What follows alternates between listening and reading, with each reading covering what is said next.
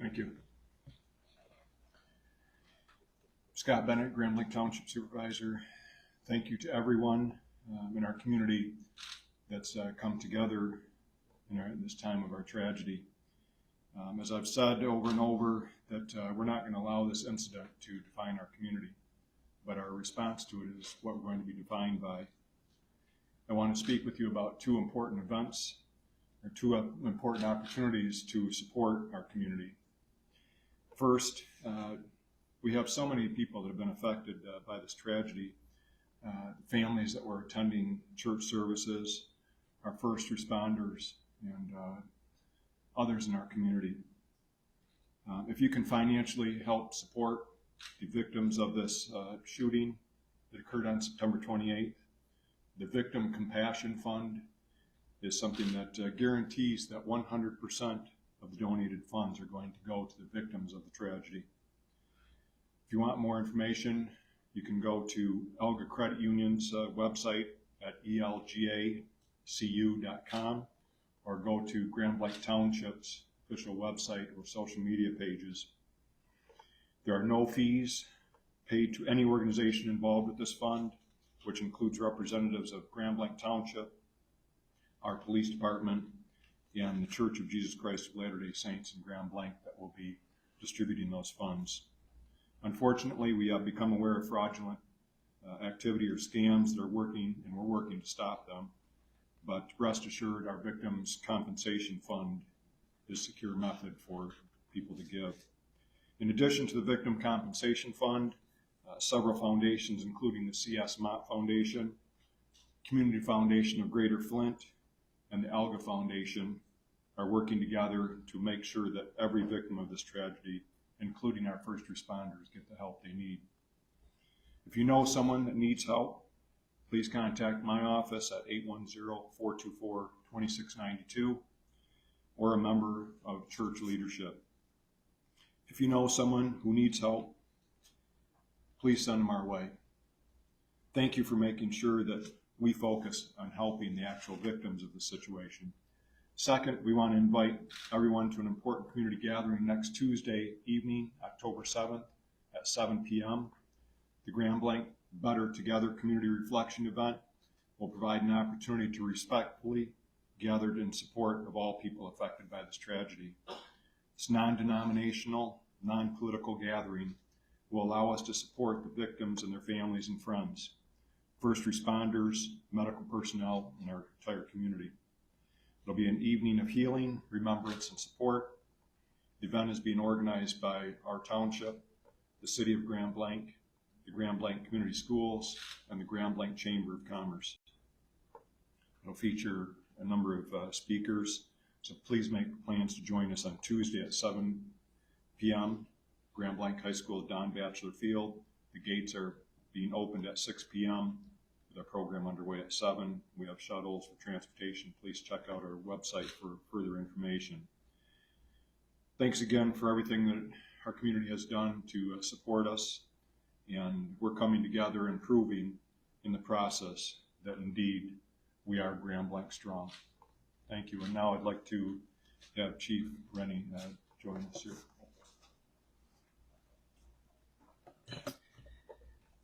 We will never forget this incident, but I promise that we will not let this define Grand Blanc. We will strive and we will be better together.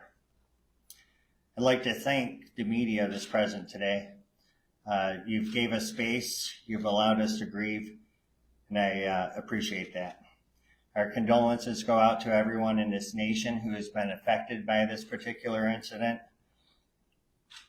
And we appreciate the outpouring support and the compassion that we have seen our community come here together. It's important to me to continue to have the trust within this community, and I believe in being very transparent as well. So I have some new information that I want to provide you today. That's part of the purpose of this press conference today. So originally I gave you some times. I gave you that we had responded within 30 seconds and that assailant was found deceased by our officers within 8 minutes. After time, I've had some chance to review the body camera footage. I've also had to review the call logs. And what we found is from the time that the call for service went out to our officers, this incident ended much shorter than 8 minutes, 3 minutes and 43 seconds. I'm going to give you a new timeline now. 10:25 and 32 seconds. Genesee County 911 receives their first 911 call stating that the caller had been shot in the stomach. 10:25:48, so that's within 16 seconds. Dispatch puts out to our officers and they begin their response. 10:27 and 46 seconds. Michigan Conservation Officer arrives on scene. That's a 1 minute and 58 second response time. 10:28 and 54 seconds. Our Blanc Township officer arrives on scene and exits the vehicle. That's a 3 minute, 6 second response time. Now, I'm about to get to the video. I will not release the officers' names at this time. It's a current investigation that's being conducted by the Michigan State Police. That's standard protocol within the state of Michigan that all officer involved shooting go to the state police. What they do, they review the reports, they review witness statements, they get all the digital evidence, they compile that, and then they submit that to the prosecutor's office.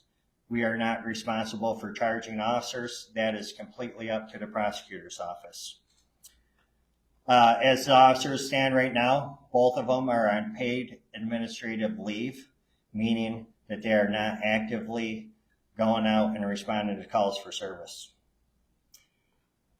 Now, what you're about to see is an unedited version of the events that took place that day. It's a brief 47-second video. It has been shortened down. The reason why it's been shortened down is for the sake of this press conference. What you would see prior to the officer's response is him just responding inside his vehicle.